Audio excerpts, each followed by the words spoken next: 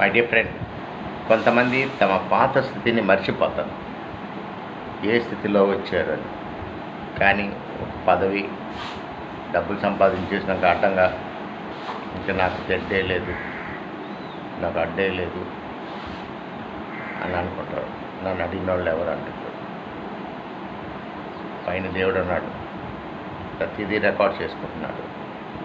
ఒక్కరోజు అడుగుతాడని చూపెడతాడు. Penalty pay చేయాల్సిందే, పరిహారం పే చేయాల్సిందే. ఎంతమంది మనసులు గాయపరిచావు, ఎంతమంది పట్ల పక్షపాతం చూపెట్టావు, ఎంతమందిని ఉద్యోగులు తీసేసావు, కష్టపడిన వాడిని దుఃఖపడుతున్నావు, సబ్బు కొట్టేవాడిని వజ్రగాయం చేసేవాడిని నెత్తికెక్కించుకుంటున్నాం. అది కరెక్టేనా? కాదు కదా. పాముకి పాలు పోసి పెంచితే అది ఒకరోజు నీకే కాటేస్తుంది, నీకు తెలియట్లేదు. కాబట్టి వీళ్ళ దగ్గర రానివ్వదు. సాడీలు చెప్పేవాళ్ళని అస్సలు దగ్గర రానివ్వదు. ఇవాళ నేను నీ దగ్గర ఇంకొకటి గురించి సాడీలు చెప్పాడు, రేపు నీ గురించి ఇంకొకటి సాడీలు చెప్తారు.